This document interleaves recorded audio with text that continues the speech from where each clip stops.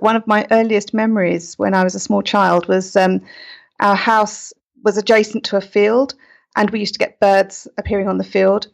And I think I must have seen one of the Disney films very early on, probably Sleeping Beauty or Snow White or something, and decided that was me. I had to have the birds come down, land on my hands, the deer running past, the rabbits with the ribbons or whatever. But I can even now see myself sitting on that field with little crumbs of bread, as it was at the time, just willing the birds to come to me. I just was fascinated by the birds, and that wonder and excitement of seeing birds has never left me.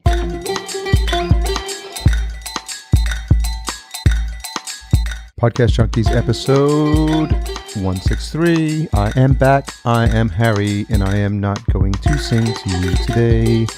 Instead, I'm gonna feeling a little loopy this morning. Last week, what did we talk about? We talked about Super Joe Pardo's amazingness, his MapCon conference, his book, The Business, Sales Won't Save Your Business, and his show, The Business Podcast. Lots to cover there in case you missed that, episode 162. This is the show where I find people just like that and have conversations that are just as awesome. It is called Podcast Junkies because I am a junkie for podcasting conversations. So many great ones lined up for you. I just keep meeting with new podcasters like this week's amazing podcast host, Suzy Buttress, and veterans who've been doing it for 10 to 12 years. I've just confirmed folks to come on the show, like Rick Mulready and Amy Porterfield and Dana Malstaff. Super, super, super cool people that I got to hang out with at Social Media Marketing World and at Traffic and Conversion and a bunch of other places. I'm losing track from all the travel, but those are going to be good. Those are coming. Those are in the works. Great conversation. Drew Ackerman, Jordan Harbinger, these are all coming up, so stay tuned for those. So this week's show was with Suzy Buttress. I saw her, she and I were tagged in a Twitter conversation about podcasts I'm listening to. And I saw, it was just caught me at the right time. It said Casual Birders Podcast. And I was like, well, is this a podcast about bird watching? And sure enough, it was. And I was just instantly fascinated, reached out to her. We made this conversation happen. And we it's exactly what you're going to hear in a couple of seconds as soon as I stop rambling. We find out about her show and when her interest in birdwatching started, why I can see that birdwatching could be a form of meditation. And it almost was for me because I listened to the episodes while I was working as I was getting ready for the interview. And her voice is very soothing and the bird calls don't hurt either. There's a meaning for bird calls and songs, and we talk about that a little bit. How anyone can learn the meaning of the sounds birds make. You think this is something that only someone like Suzy can do, but she says that that's not the case. She was able to combine her husband's love of photography with her love of birdwatching, and they've taken now some trips together. Naturally, we dive into something about podcasting, and so she lets us know what was the most challenging thing so far. And then we talk about how she'd like to build and grow her podcast going forward. So this is all really, really great stuff. And I'm really happy that we were able to shine a light on what she's doing. And I'm looking forward to meeting her when she comes to Los Angeles, which she's doing later this year. And she's going to take us on our own birdwatching tour. This episode is brought to you by Podbean. So if you want to spend your time starting your own show about your passion like Suzy does, then I can't recommend Podbean enough. Head on over to podbean.com/podcastjunkies to get your podcast set up today for the low monthly rate of $9 for unlimited hosting. They've got a great team that'll support you with anything you need to get your podcast set up. They've got their own application as well, their own iPhone and Android app, which you can use to listen to this show and to listen to other shows as well. They've got a great podcast called Podcasting Smarter. Just overall, great ambassadors for the podcasting community. Podbean.com/podcastjunkies. So regular listeners will know that we have a retention hashtag, and that's our little way of seeing who's paying attention and staying all the way to the end of the episode. So stay tuned for that. It's going to be after the interview. But for now, let's hear some interesting bird calls and some fascinating conversation around the topic of bird watching from none other than Suzy herself. So, Suzy Buttress, host of the Casual Birder podcast, thank you so much for appearing on Podcast Junkies. Oh, thank you very much for inviting me. So the internet works in mysterious ways sometimes, and I don't know how much you have had serendipitous things happen to you, but I just happened to be looking at an email, a Twitter thread, and someone has both in the same thread about podcasts they've listened to that have made their top 10 list. I forgot exactly what the content of the tweet was. And I was just in one of those moods where I was just fascinated by the idea that someone would start a podcast about birding. And I was immediately, just delighted at the thought of that. And then I started looking at the episodes.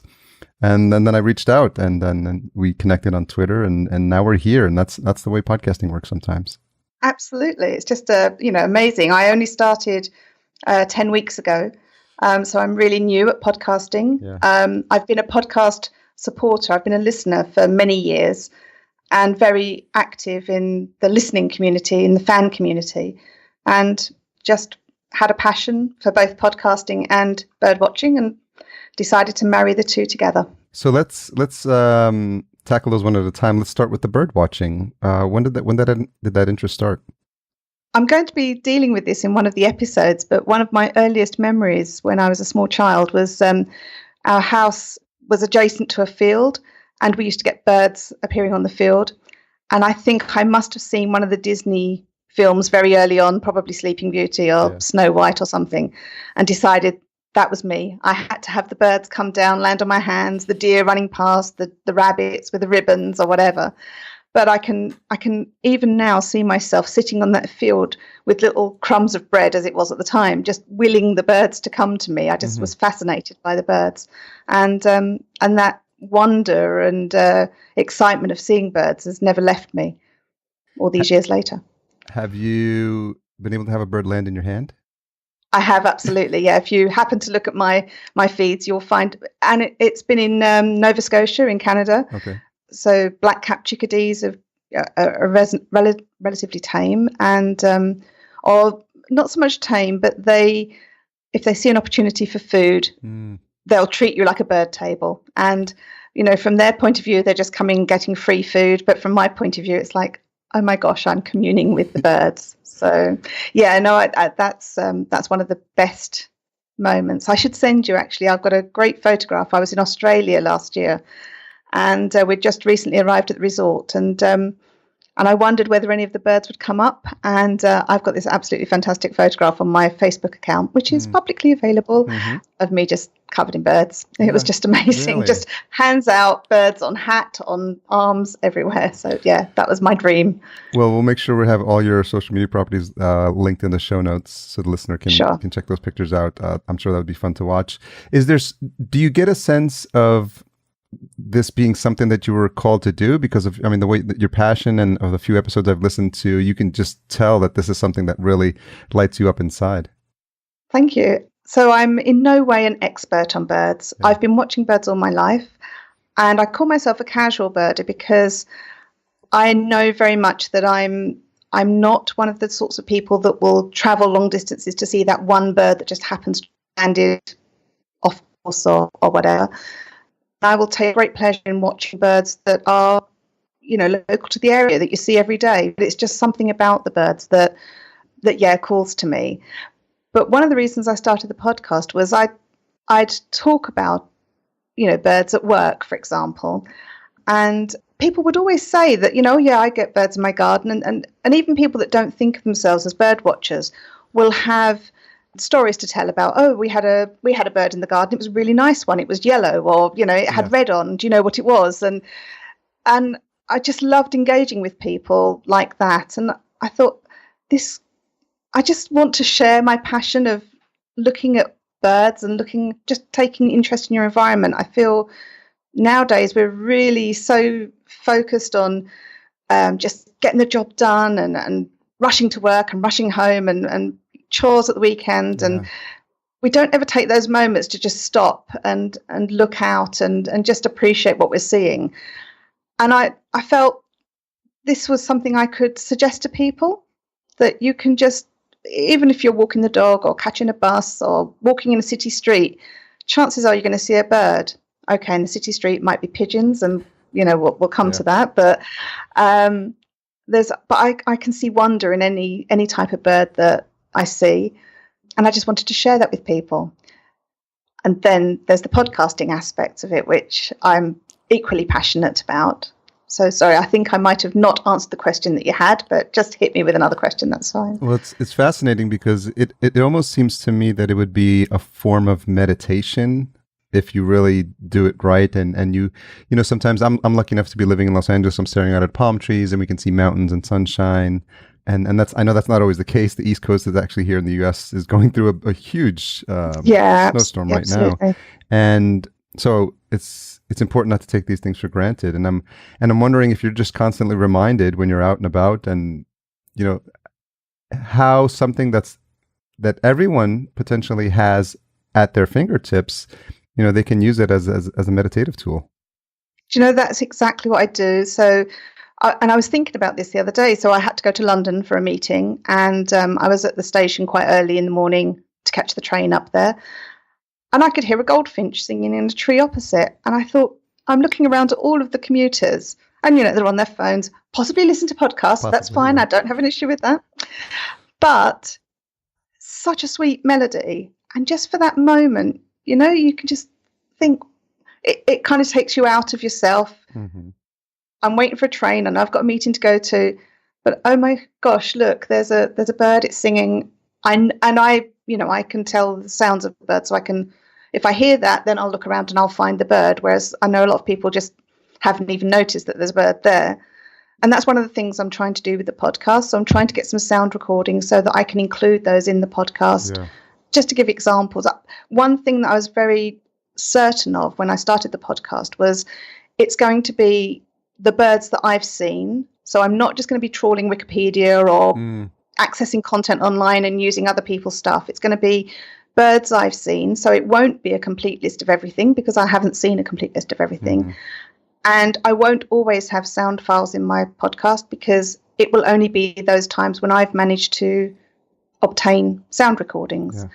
But I was very certain that I would only use my own content. Now, what's happened is, amazingly, people have started listening and wanting to engage. And one of the things that I really wanted to do with the podcast was enable some sort of community to build up around it, that people would want to share their stories. And people around the world would do that, so that it would help me. I would learn about the birds in other locations, but that it would be a format for people to share. And in that way, I could have guests on the show who could then talk about the birds they're seeing, which means that it doesn't have to be the birds that I know about, as long as it's birds that they've seen. So it's I'm happy to sort of spread the bird area. Luckily, I've been very fortunate. We travel quite a bit, and I've been to Canada and the US. I mentioned I'd been to Australia last year. Yeah. So I've got a smattering of birds that I've seen in those areas, and I can include those in the podcast. And very early on, I found that I had quite a few American listeners, which has then encouraged me to incorporate American birds in pretty much every episode where I can. Mm-hmm. I don't have a great knowledge of American birds, but the ones that I have seen so far, it's worked. Yeah. Who knows how that will go. Hopefully, I've already got guests lined up for the next kind of 4 or 5 months. Okay. So there will be new content in there. What type of guests are you looking to have on the show?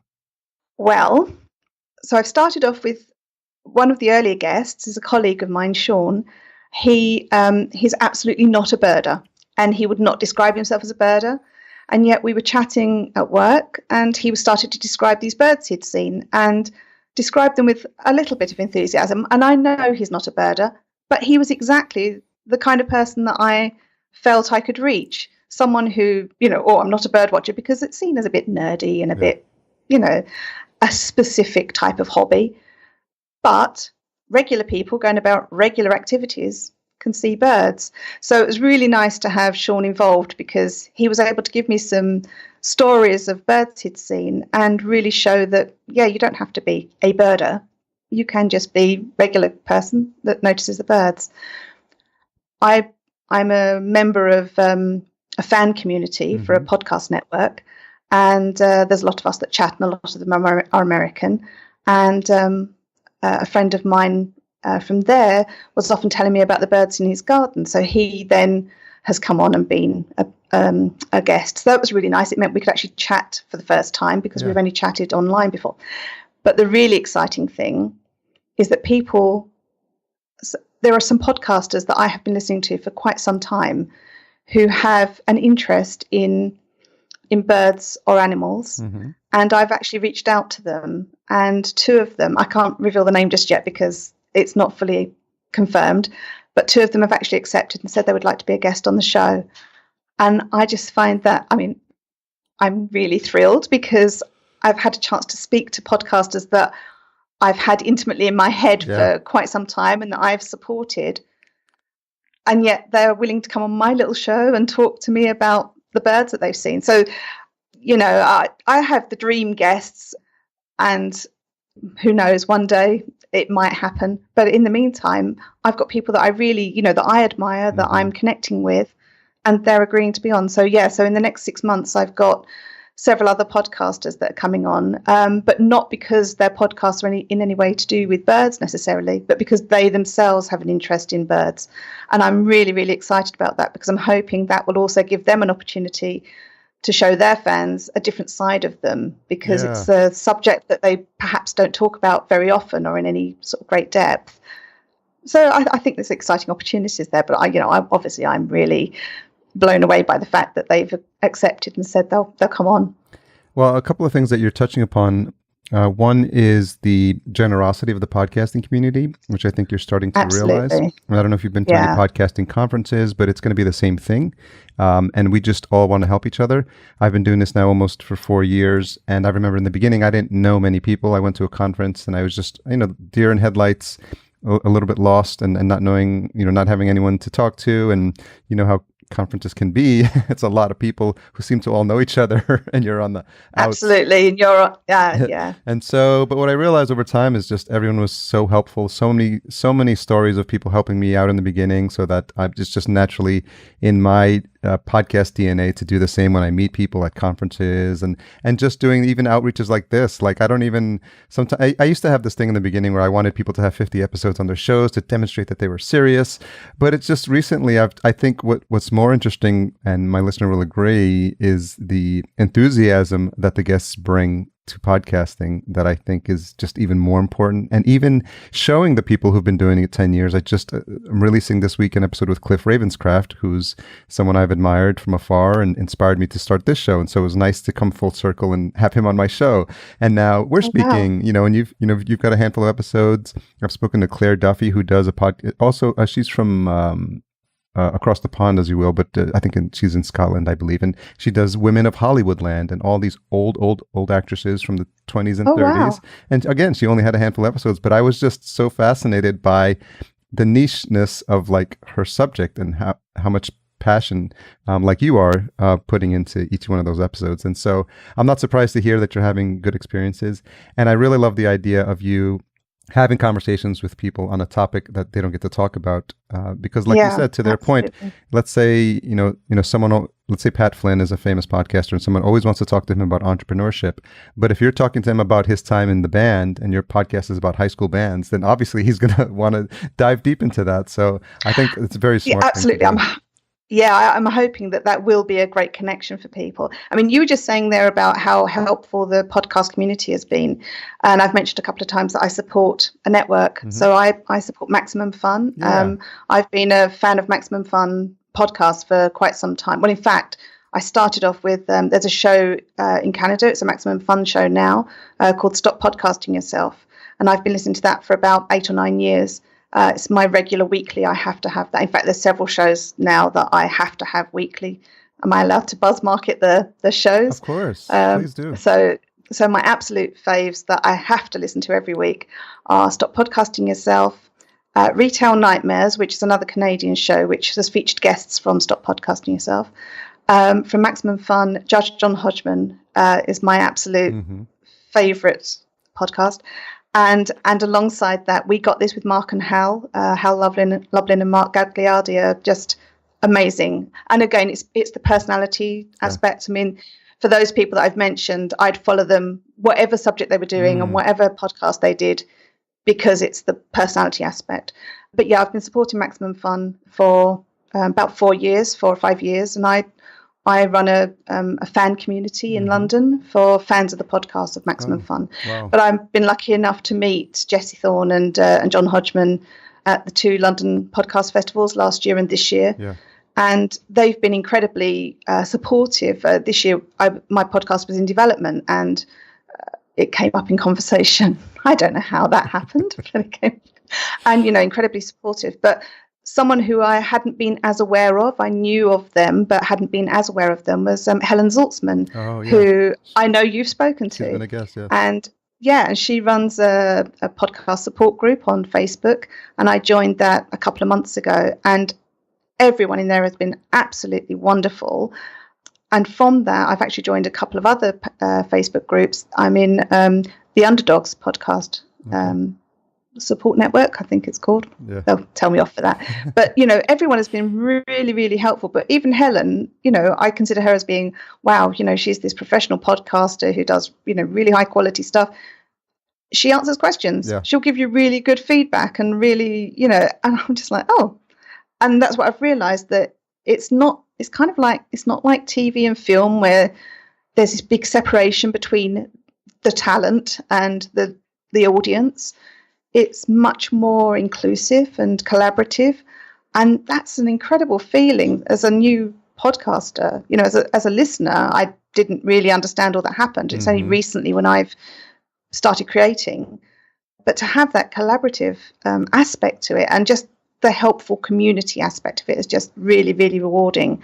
And yes, as you say, it makes you want to reach out to people as well, because you want to pass on the good feelings, the helpfulness, the friendliness of it all.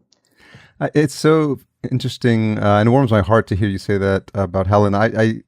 We met literally through the podcast, and I asked her to come on, and we did a Skype call, and it's just very interesting because her husband interrupted.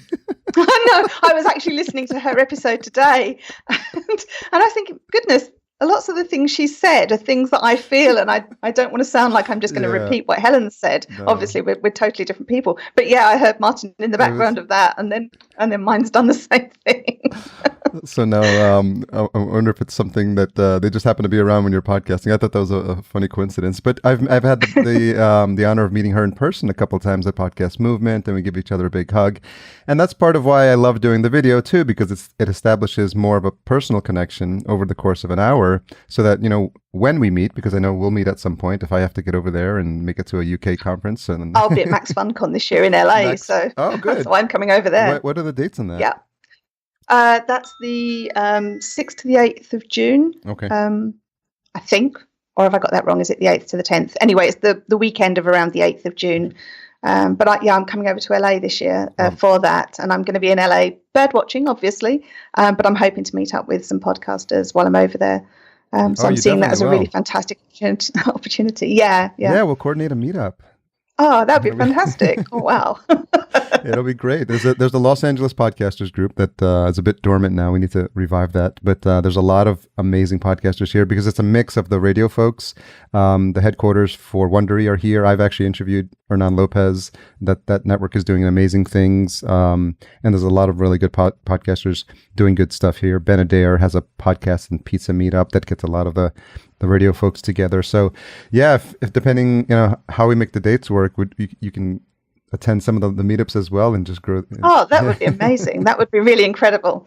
I can tell them about some birds. Yeah. So what's interesting is your ability to recognize the bird from hearing its song, right? What is the correct term for is it a song? Is it a chirp? Is it a Well, it depends what they're doing. So it could be a call, it could be a song, if they're just doing their during the breeding season, obviously the males do an awful lot of singing to attract other birds and defend their territories. Yeah. Or there might just be a call, which is just another kind of sound that they might make to just check other birds are in the area, and that won't necessarily be a breeding thing. That will just be a communication thing. There might be an alarm call that they give. Some birds do that. And in my very first episode, I mentioned about blackbirds that give several different types of alarm. And other birds will react to that, even though they're not blackbirds. They recognise that it's a potential danger. So, and actually, that can be a really good indication of other things happening. So, for example, you might have crows in our country. You might have crows. It's probably ravens, or it could also be crows in America. But you might hear them constantly calling and thinking, oh, that's a real nuisance. What on earth is that noise? And just getting irritated with hearing a noise. But actually, if you look up, you might find that there's a red-tailed hawk or a bald eagle or something around that they're mobbing. And the reason they're calling is because they're trying to scare off whatever the annoying bird is. But just by looking to see when you can hear sounds like that, potentially you'll see something else. And so it's just being tuned to it and thinking, okay, it's irritating, that's annoying. It's irritating and annoying for a reason. They're doing it for a reason. So, hey, look around and see what it might be. In this country, it might just be blackbirds being irritated because there's a magpie or a cat around that they're feeling threatened by. And with blackbirds particularly, they will do a very long, repeated noise, a kind of, a sharp call. And it will go on and on and on. And if you don't recognise that it's because there's a threat in the area, you can just get extremely irritated with the bird itself. But actually, if you walk out into the garden, you'll then see that that's a threat and you've scared the threat away, you've calmed it down, you haven't got the irritation anymore. But, it's just little things like that I have had in the past. People say to me, oh, I hate blackbirds because they're so noisy and they do this. Or I hate magpies because they are always there's various reasons why people hate magpies. But one of the things is, again, they have this really strong alarm call. And if they sense a threat in the area, they will constantly call. As a human, you're just hearing this horrible raucous noise. You're not understanding the reason behind it. Part of what I do is observe birds just to understand their behaviour as well. So I've mentioned on the podcast that I don't mind if it's a bird I've seen hundreds of times before. I'm not bored by seeing it, because each time I see a bird, I'll see something different about it. Obviously, it's really exciting to see brand new birds. And whenever I go to a new country, I'm really excited about what's that first bird I'm going to see. And invariably it's a house sparrow or something. But I do, like when we went to Australia and there were really beautiful coloured birds. And I'm so excited about coming to LA because I know that you've got birds there that I don't see very often at all. Yeah. And I'm so excited about whether they're seabirds, you have the pelicans and things like that. Yeah. Or if I go into the hills, because the conference is at Lake Arrowhead. So I know that's a wooded area. It's got a lake.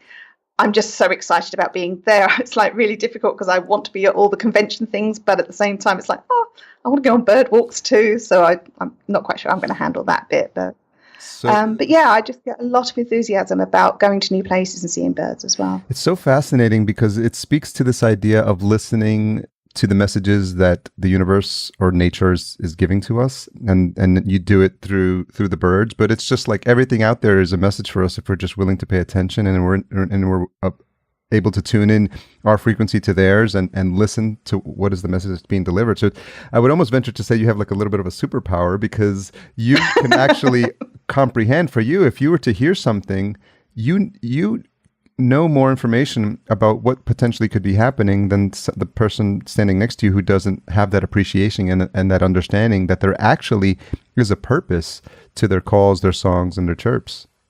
The thing about that, I would say, is it's very flattering to think of it as a superpower, but in a way it's not, because it's absolutely anyone can learn that. Anyone can just, if rather than thinking what an irritation that is, if they just stop and think, okay, well, why is the bird making that noise? Then you can start to attune to that. Whereas, Superman flying, it's not like you can just go, oh, I'm going to do that too.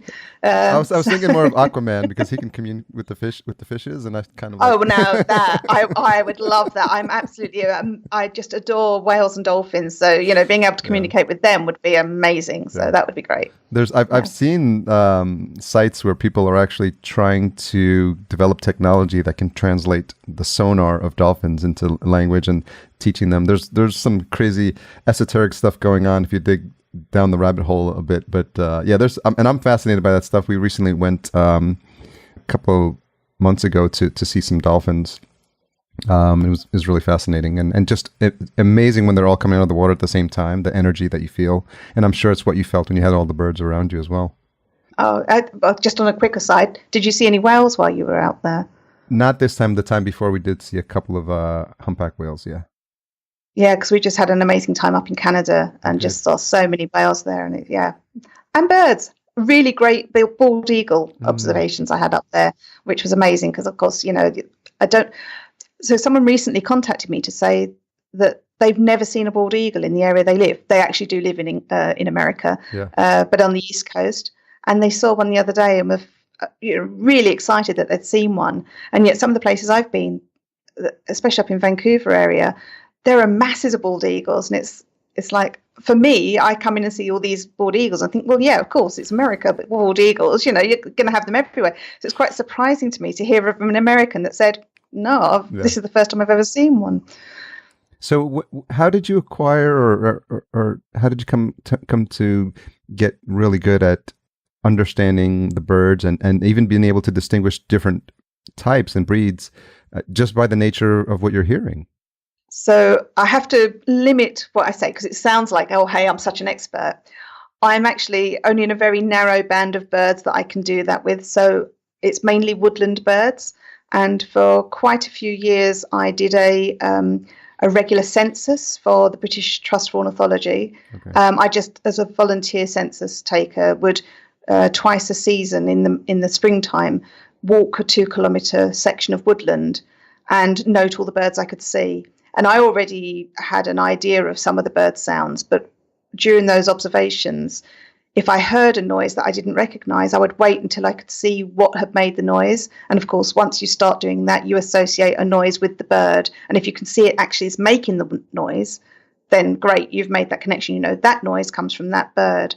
And like my logo for my podcast, shout out to Randy Braun, who did my artwork for me. But that was from a photograph I took of a bullfinch in my garden. Okay. And for many years, I had no idea what sound bullfinches made. And then we were on holiday in the Alps. And while I was out walking, I just heard this really unusual, soft, repeated call. I'd not heard anything like it before. It was almost like a really soft whistle, but just a very short, repeated segment, very almost whispered. Mm-hmm. And it just happened that I looked around and I saw there was a bullfinch there. And it's like, I had no idea that was a noise that bullfinches made.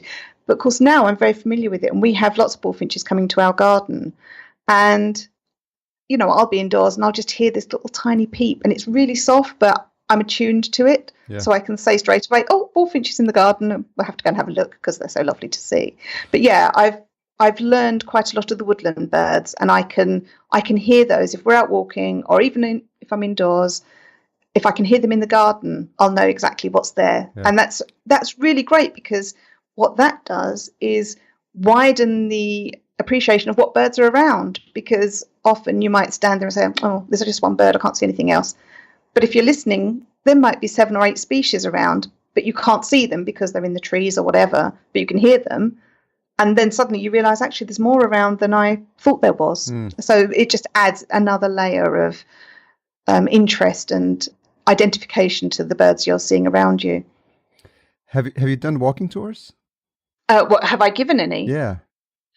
I haven't, although I have spoken to the people at work since I've had the podcast and explained to them what a podcast is, because that's something you have to do with people that aren't in podcasting, annoyingly. Yeah. There's a massive audience out there that don't know what a podcast is. How dare they not know what a podcast is? I know. Well, I have a mission to tell them. But a few of my colleagues have said, that would be great. Can we come with you for just a walk around the car park? And can you tell us? So we're just waiting for a nice day because we've not had great weather recently. So, but yeah, it's funny because I have my own business now, and I've been an entrepreneur now full time for the past 2 years. So the ideas never stop. But I think that this almost lends itself well to some sort of side business where you take people on these walking tours, and you could literally do this almost anywhere, because you don't necessarily need to know what you're hearing, but you're telling them what to listen for and how you listen and how you look at a bird and what type of notes you take. And I just think maybe we can organize one when you're here in LA. I was just going to say, when I come over, I'll take you out and we'll find what's there. No, we'll coordinate one with some fellow podcasters and see who's interested in, and we'll record it while we're going. So we'll make it one of my episodes. Look at this, we're repurposing. Absolutely. And I'll tweet about it, and we'll Facebook Live it as well. Oh, amazing.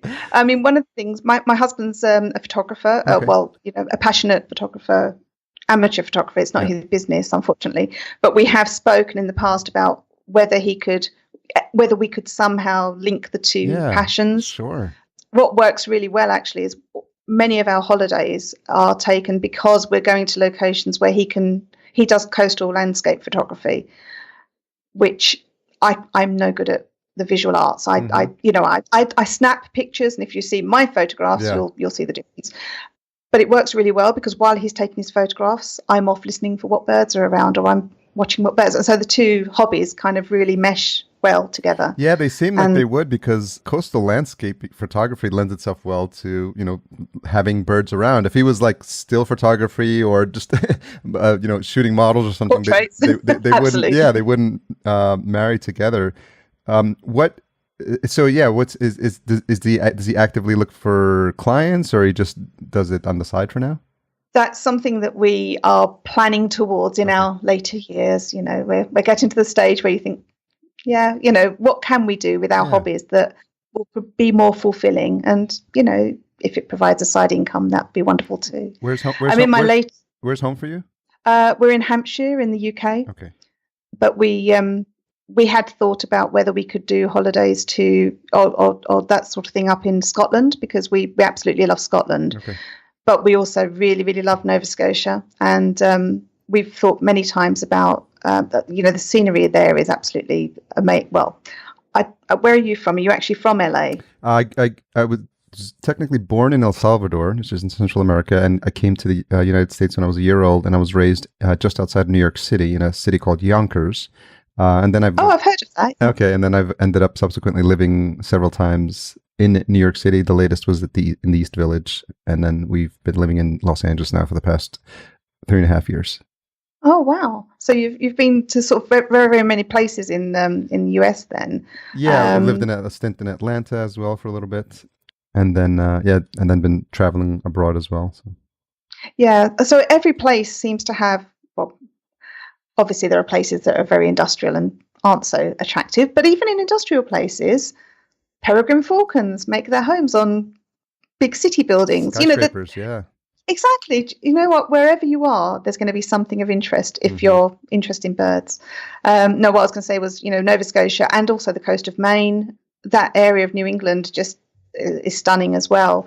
There's just so many places to go and just so little time to do it in. Well, what I was going to say is just I'm a big fan of putting intentions out into the universe, because you never know what can happen. So what's your husband's name? John Buttress. So John is an expert in coastal landscape photography. So if anyone is listening from the Hampshire area and then needs his services, then by all means reach out. Thank you. They'll probably know him because he was a member of for the camera clubs and things. But he actually joined me this week on my podcast because a couple of years ago we were lucky enough to go to Antarctica. So last week and this week the episodes are on penguins, which people might say isn't exactly casual birding, but actually it was, because we were very, very fortunate to be able to go on this cruise to Antarctica. But basically you're taken off the boat and then transported to the land, and there are penguins there. So there's not a great deal I had to do in order to see them. I was absolutely casual birding, just in a different location. But yeah, John joined me because as a photographer, he was seeing different things while we were on land. So even though we both had the same, you might say ostensibly the same experience, we both were looking at the same birds and we saw them in different ways. And so I actually interviewed him for the podcast for, as I say, these last 2 weeks. And I think, that's interesting to people because penguins are fascinating creatures anyway. And I think a little bit maligned, in as much as whenever you see them on documentaries or on TV, they always play humorous music behind them. Yeah. And you know what? Yeah, there are occasions that obviously they are very endearing and they do look comical out on land, but in the water they are supreme swimmers. And they live in really harsh environments, and they have harsh lives. And so on one side you kind of go, oh yeah, sweet penguins, but then on the other hand it's like, actually think about what this small creature is having to live through. That really makes you sort of step back and consider things a bit more. So don't want to get too No, I think I think penguins always hold a special place in people's hearts, and there's cartoons made of them as well. So children love them. But so I guess as far as definition is, if it has a wingspan, it's considered a bird. Is that the because you said because it goes into the water, and obviously not a lot of birds are. I'm interested in that. Designation or how they're classified, because there's obviously birds that are only in the sky, and then there's our birds that like to mix it up in the water and in the air. Yeah, well, that's a really interesting question. Well, I think obviously they are birds, and they're classified as birds. They have feathers, they lay eggs. Okay. It's just that they're aquatic birds. They fish. They still breathe air, but they are supreme swimmers. I mean, they're like little torpedoes. When they're in the water, they can absolutely move. And they're specially adapted for the conditions that they live in. So they drink seawater, but they have special glands in their heads that filter out the salt from the seawater and excrete the salt to allow them to not dehydrate from what they're drinking. They'll eat krill or fish, depending on what type of penguin they are. But then there's birds on land that live in rivers or by rivers that actually dive into rivers. Or there's gannets, which are absolutely seabirds, kind of big wing, a bit like albatross type things, but they will dive into water and dive down quite deep in order to catch fish.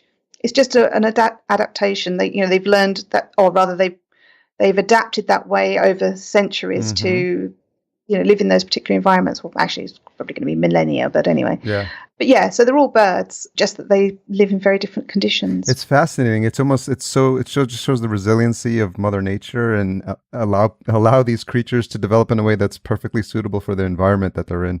Absolutely. And stepping back and thinking about that, that is really mind blowing. Yeah, because it was funny because you mentioned penguins, and I'm like, of course a penguin is a bird. Because then when you start thinking of we first start talking, I think of the sparrows and the finches and the birds that appear on my feeder when I'm remember to put some seed out there.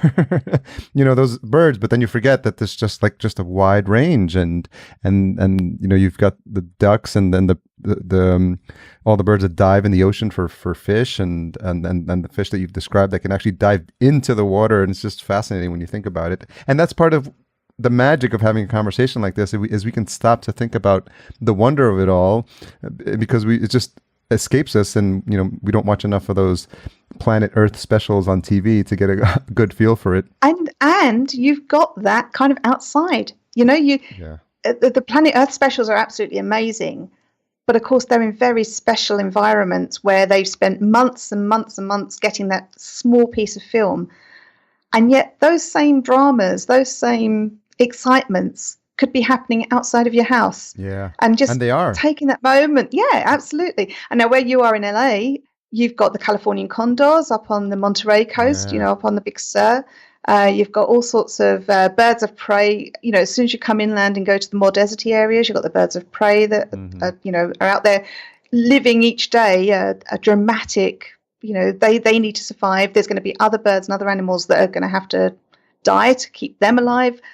It's and just even out on your feeders, I bet you've got jays diving in and grabbing nuts and things. And what would you have over there? Do you have blue jays, or do you have scrub jays? I wish I could tell you. Well, now you're going to make me more conscious of the fact that I don't know what type of birds are on my feeder. But what's interesting, I don't know if you have fans that do this, but I'm always thinking about ways to engage with your fans on social media. So I could take a picture and then I could post it on Twitter, and then if you should claim the Casual Birder podcast or the Casual Birder hashtag, and then anytime someone wants to just reference the show and say, hey, trying to figure out what this is, and then hashtag the casual birder, and it would just be kind of nod to you and the people that listen to the podcast and the fans, and maybe I'm sure someone really would jump in. Great idea. Yeah, maybe someone jump in and say, oh, that's so obvious. That's Blue Jay. Actually, there's a podcaster friend of mine who's down in South America who's been sending me pictures of birds down there and saying, "What's this? What's this?" I think I know. I haven't really been. We went to Brazil and Argentina when we went down to Antarctica, so I've seen a few birds down there, but I don't know.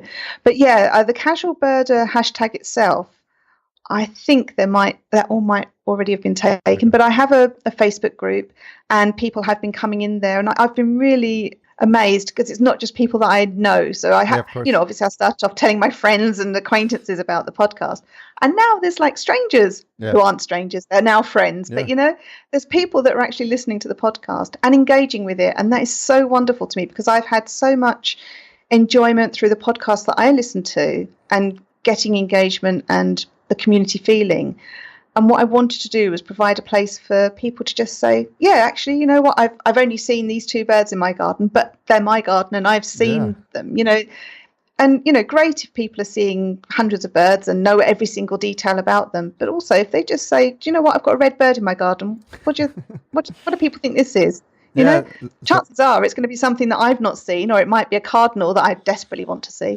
And I'm really jealous that someone has got that just in their garden. And it's just really nice to share. I think it just speaks to the power of the community. So you can crowdsource, you can't see everything, but I know that there's people that are casual birders like yourself who would be more than happy to jump in. And what's fascinating when you start to build a community, there's a couple that I run on Facebook. One is for this podcast and it's called Podcast Junkies.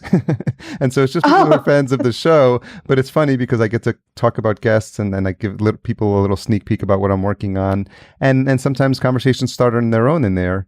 And it's funny when you build a community that allows people to feel like they're, we have a common interest. And I think that's what you're starting to see. But it's a good segue just to get a feel for, what was it as you were having this hobby and this passion that inspired you to sort of marry what else was happening with your interest in podcasting together? So I think what it was when I started the fan group for Maximum Fun in London, I was meeting other people who were also fans, but that had their own podcasts, just regular people who were just like, quite a lot of them very creative. They would have like Dungeons and Dragons podcasts, or I met someone who'd created a drama and was in the process of creating a podcast from that drama. So real creative stuff, not just me saying I've seen a sparrow, you can too. And I thought, hold on. So not only are these wonderful podcasters that I'm listening to, like Hal and like John and like Jesse, regular people have podcasts too. And I listened to a few of them because I thought, well, okay, I've met them now. I should actually listen to the podcast. And they were really good. Of course, that did start to scare me because then I thought, so there's not just Maximum Fun podcasts. There are podcasts by other people too. Like I listen to Nerdist podcasts. And then there's like people who aren't on networks who have podcasts, independent podcasters. And oh my goodness, there's a lot of them. But actually, even though there are a lot of them, there's a massive audience out there that don't yet know that they want to listen to them. So it can feel when you're in the podcast community that everyone's got a podcast. Yeah. Everyone you talk to has got a podcast. Yeah. It's saturated. But it's absolutely not, because if you talk to anyone outside of the podcast community, like as I said, if I talk to people at work, a vast number of them, well, a lot of them know now what a podcast is because I've told them, but up till then, didn't really know what a podcast was. And I'm like, there's a lot of people out there that don't. Yeah. Hey, it's a potential audience. So we're not saturated yet. There's still opportunity. But back to your question was, having spoken to these people and realised that they had podcasts, I started to think, is that something I could do? Because I had thought, I really want to share my passion of bird watching. I could join a local nature organisation, but I would be mixing with people there who already, and that's great because you're meeting with people that already have the same passion. I kind of want to get people involved that don't know that they have the passion, don't know that they're interested, and encourage them to look. And I was going to do some talks. I was going to go around to like Women's Institute places and just do a talk every now and then. And my husband had been doing that for his photography. And so I thought, well, I could do that. But actually, I'm quite lazy. I mean, that's why I'm a casual birder. And the thought of traveling vast distances to do this one talk one night when I could create a podcast that could go out on the internet and find an audience of people that actually might be interested in listening, it occurred to me I could match the two together. If only I could learn how to do a podcast. So I started to investigate it. And actually, that's when, during the summer this year, I started to think maybe this was something I could do. Mm-hmm. I looked into it, and there's a lot of resources available to let you know. But what really gelled it for me, so I had the idea, I knew what I wanted to do, I knew the form it wanted to take, and that just came to me. I hadn't spent years planning it. It was just there, and I just knew that was mine. Yeah. I knew that I would have enough excitement, enough enthusiasm, and enough personal knowledge to be able to maintain. At first, I'm thinking maybe I'll do a year, but let's see how it goes, because there are birds all around the world. There's enough information out there. And so I decided to do it. So I went to the London Podcast Festival, and this year that festival had some panels where it had people who were producers and people who were already in the podcast industry giving, a little bit like the conferences that I guess you go to. Yeah. So it was a maker weekend, they called it. Okay. And so there were, or maker sessions. And so there were sessions that you could learn about podcasting as well, but also mixing with the podcasters that you admire and that you've come to see their shows of. And that really gelled it. I mean, I was probably 80% certain at that point that I was going to produce my podcast. And from that, I met so many inspiring people. And obviously, I mentioned I spoke to Jesse and John as well, and they were really encouraging.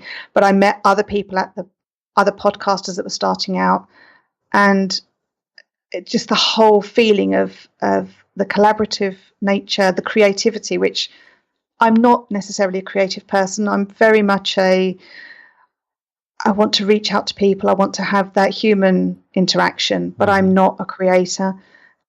But maybe I am, and I didn't know. Yeah, I was going to say you are now. Well, I am now, yeah. But yeah, so coming away from the podcast festival, I was so fired up, and I knew definitely I was going to do it. And that was in September, and my podcast came out at the beginning of November. And we've just had, as I say, just on the 10th episode now. And now you're on podcast. Been amazing. Now you're on Podcast Junkies. Yeah, that is absolutely amazing. I don't know how that happened. I think that was just, as you say, serendipity. I was talking, it was Clay Groves, who was who's the fish nerd guy. And yeah, he was on a couple of weeks ago. And I think you kind of saw a conversation that we were having. Yeah. And I think you were in conversation with him, and I was there too. And how lucky was that?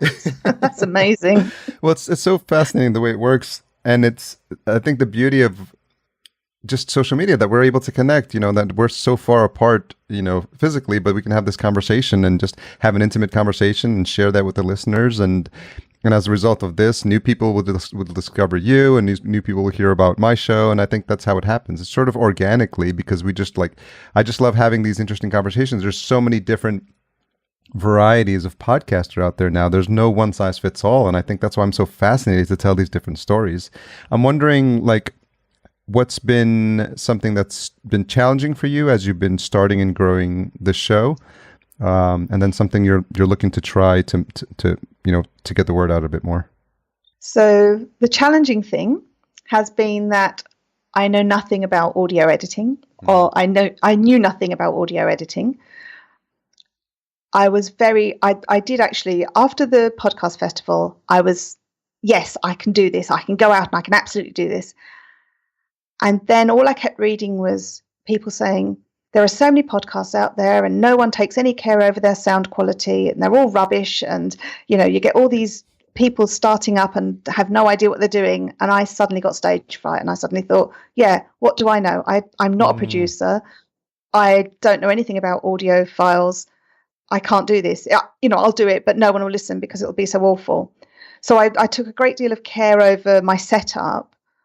And, if someone who's an audio engineer listens to my show, I hate to think what they'll think. Well, then they're probably not the audience.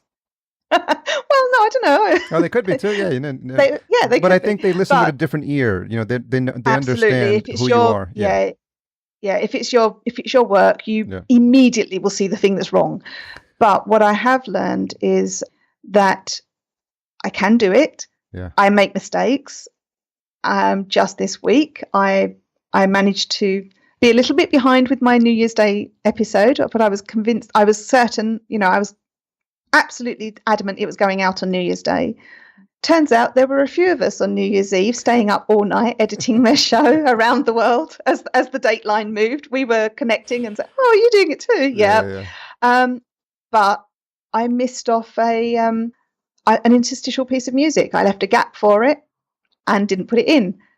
And I went to bed, and when I woke up in the morning, I listened to my podcast, and there was a gap of about a minute in there that I'd left. And someone mentioned it to me, and I shot straight downstairs and remastered put the music in and remastered it and got it back out. And luckily, only about 8 people had it downloaded at that point, so I was able to catch it early. But yeah, I'm obviously, that's never going to happen again, because once that happens once, but I'm taking great care over it. I've also got a friend of mine who's a podcaster and a radio host to give me some guidance on just using. That's something that I think is missing. I think that would be, I'm going to suggest it to the podcast support group as well.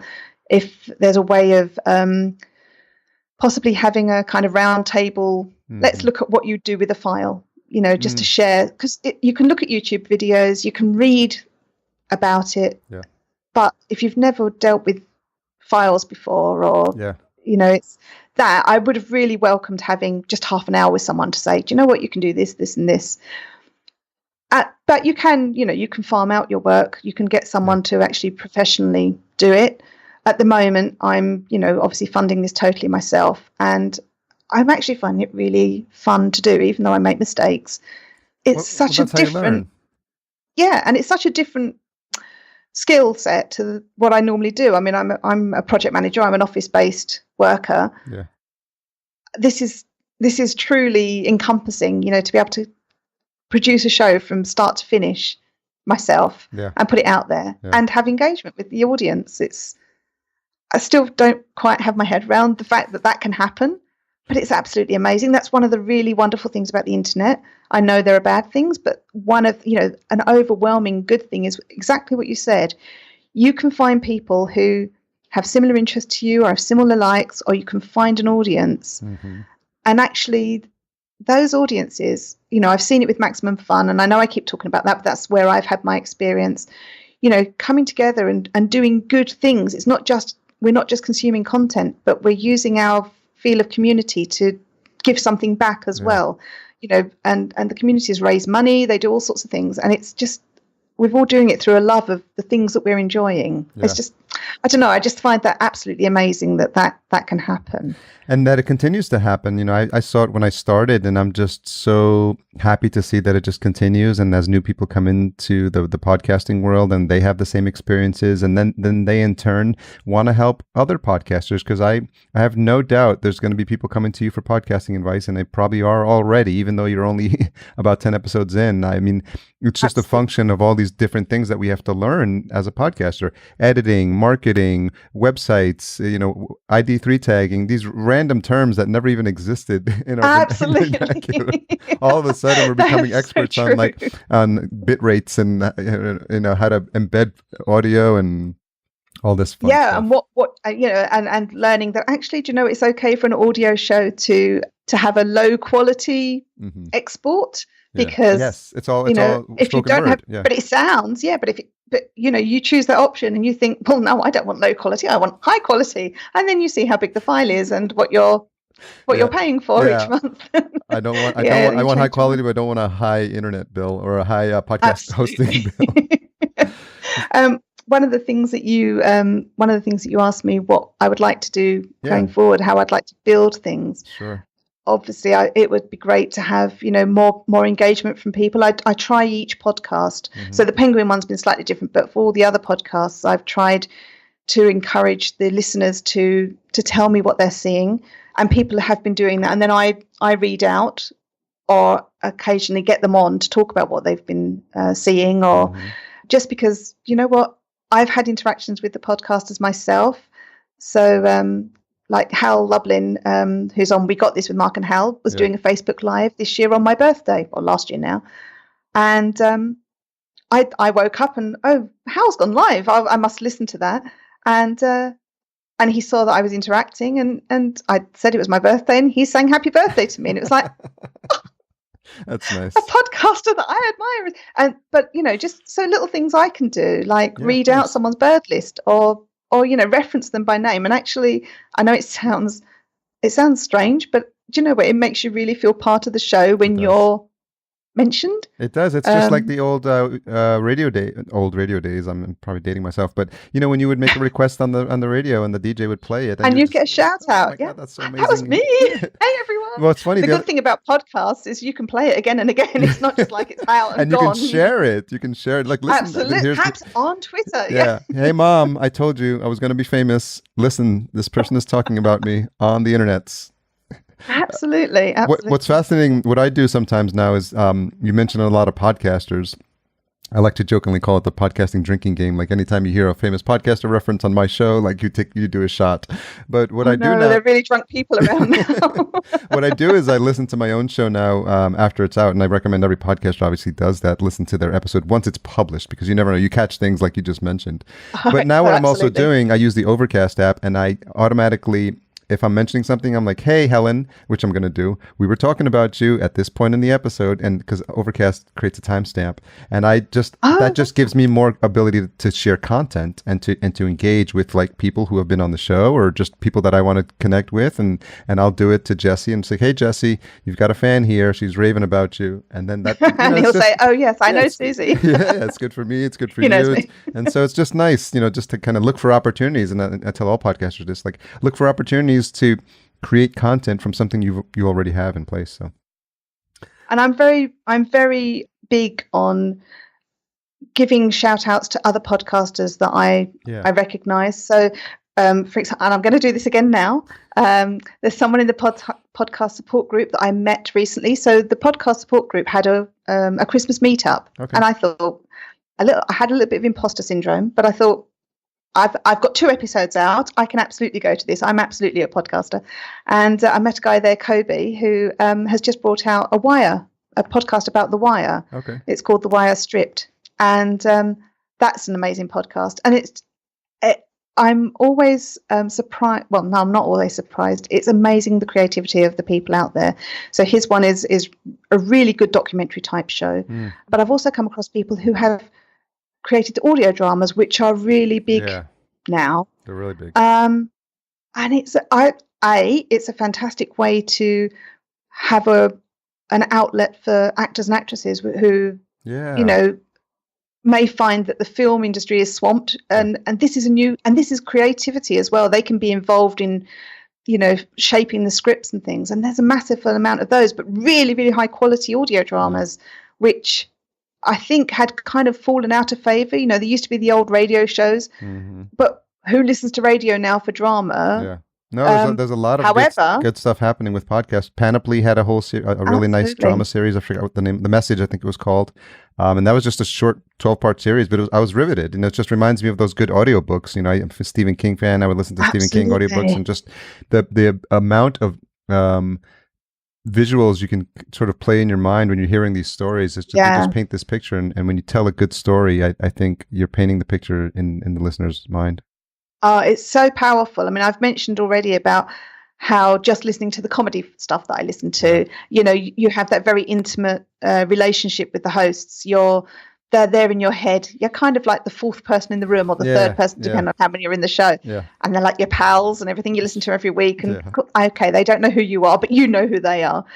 And that's really powerful. But then you take that to the drama level, where they're creating real, amazing scripted work, dramatic and that's I really, and I just think, oh my God, there's so many people out there that don't know about this yet, which I'm trying to change. One person at a time. That's how you do it. A couple of questions as we wrap up here. What's something you've changed your mind about recently? Tattoos. So I don't have tattoos, and I'm unlikely to get them. I'm a bit squeamish about that. However, I've met lots and lots of people who are really passionate about the tattoos they've got. And I used to be quite judgmental about the people that would have tattoos and what tattoos represented. But I've I've come to realize that actually they're an expression of people's personalities or something that matters to them. Totally. And while I wouldn't have one, a lot of people that I really admire have them. And Travis McElroy got another one recently, and I was like, you know what? I really understand why you're doing that, and I appreciate. Sorry, just to mention another podcaster in there, because the McElroys. I don't know. You must have heard of the McElroys, but yeah, Travis is another one of my faves. What's funny is this is the second time I've talked about tattoos in the last 3 episodes. David Steele, oh, really? David Steele, host of The Quest for Magic and Steel, and also Arc City, which is a drama, which is a scripted drama, which is fascinating. Connection there, but he just was moving around a lot, and I just started seeing all these tattoos, and so it just naturally lent itself to me asking. As I mentioned on that show, I got my first tattoo when we moved from New York to LA, because it was a significant moment, a changing in homes, and it's from a visionary artist by the name of Alex Gray. So his artwork inspired it, and so that's the first and only one. And it was incredibly painful. But I wonder if you've seen some like beautiful bird tattoos or something on people as well, because I imagine if people are passionate about it, there might be a Venn diagram of like tattoo fanatics and bird watchers. Oh, absolutely! I'm sure there is. I haven't seen any yet, but if people want to send me their photographs, I'm happy to have a look. Just don't send them if they're in any awkward places, please. I don't really want to see those tattoos. Duly noted. What's the most misunderstood thing about you? Oh gosh, I don't know that I can answer that. Yeah, have I got enough self-awareness to know what? Yeah, sometimes it's things that people have made comments about, and you're sort of surprised that they would think that. You're like, oh, I didn't realize you thought that. And just sometimes people have a forward persona that's a bit different than who they are when you meet them in person. So I tell you, the one thing that's come up recently on the podcast is a lot of people. So my podcast is scripted, but it's scripted very much. I write it clearly, and I write it in the way that I speak it, because I don't want to script it. Yeah. But I'm fine in conversation with someone, but I was only able to do this podcast on my own, and I just wouldn't be able to do it and have all the information at hand. So all the information that I use has come from my own memories, but I need to have them ordered in a way that I can speak them. So I speak them in a way that I speak. When I'm on my own and doing the podcast, apparently I come across as very calming and very... You are.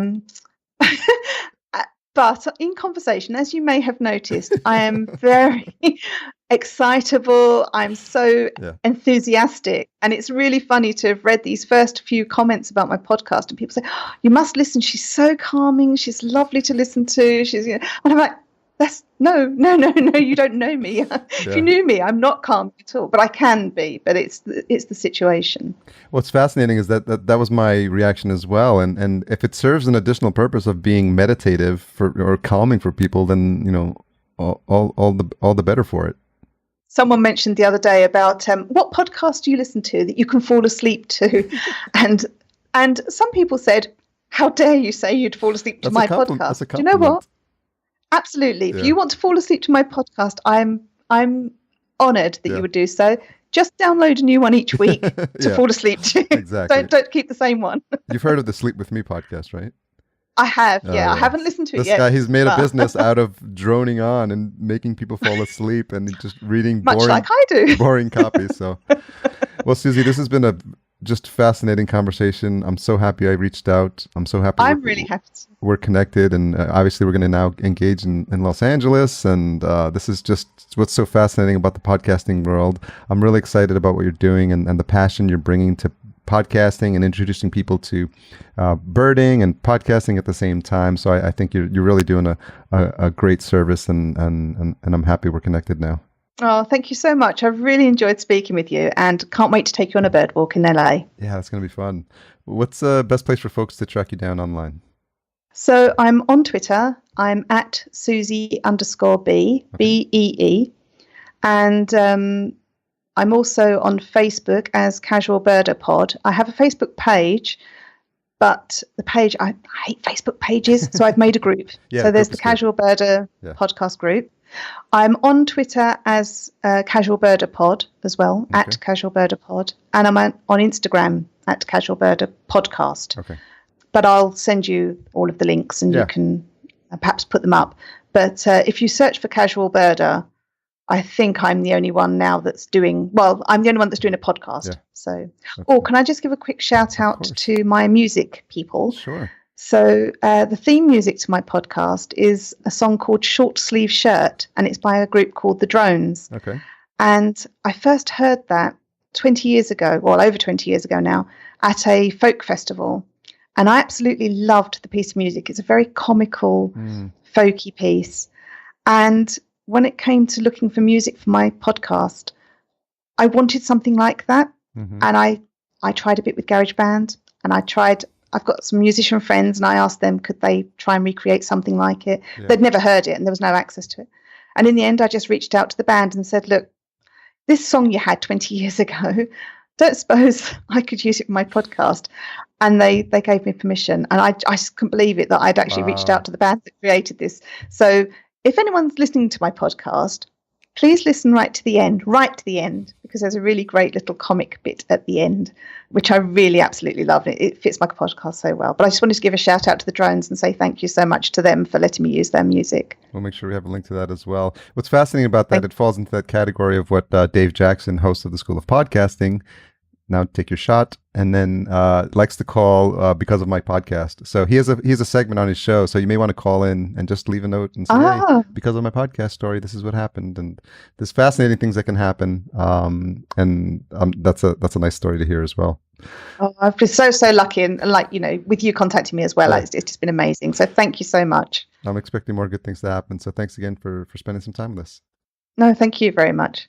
So nice, so relaxing to have that conversation with Suzy, and it's given me an appreciation for the birds I sometimes see on my windowsill or out on my front porch or patio, and we purposely lay out seeds as well to have the birds come and visit, and I've been paying more attention to them since the show because I just lumped them all into just a nice wild bird category, but it's nice to have an appreciation for the different types and the different types of songs that they make. So all of this came just from noticing someone had an interesting podcast on Twitter. So what can you do this week where you can go out of your way and make a connection with someone that deals with something that you don't normally have an interaction with on a day-to-day basis. So I did it because I have the platform and I have an interest in speaking to interesting folks like Suzy. So that's why this happened. And there's something like that in your life that can be just as magical if you just put yourself out of your comfort zone and don't limit yourself to conversations where it's topics that you're only comfortable speaking about. Don't forget to support our sponsor, podbean.com/podcastjunkies. As always, full show notes for this episode are available at podcastjunkies.com/163. Intro and outro music composed by Cedar and Soil, cedarsoil.com. Tune in next week. We've got a great conversation with Travis Chappell. He's the host of Build Your Network, and we connected through a mutual friend of ours, John Corcoran, here in Santa Barbara. And Travis is doing some great things. It's an example of what you need to do to up the level of people that you surround yourself with. And if you look at the guests that he's happened to have on his podcast in such a short period of time, you'll be really, really impressed at his work ethic and at what he's trying to build there with his show 3 times a week, Build Your Network. So I've been on his show. He's been gracious enough to invite me on. And I think you'll get a lot out of that conversation as well next week, 164. The retention hashtag you've been waiting for is Suzy Birds, hashtag Suzy, SUZYBIRDS, and you can tag her at Casual Birder Pod, Casual Birder BIRDERPOD, Casual Birder Pod. And if you want to throw in an extra tag, her personal Twitter handle is Suzy_BBEE. And then we are at podcast_junkies. Thanks to the select few who do this on a regular basis. I truly, truly am appreciative at what we're working on together to build this community of podcast junkies. If you want to sign up for our newsletter, podcastjunkies.com/8tools. Thanks so much for all you do and have a fantastic day.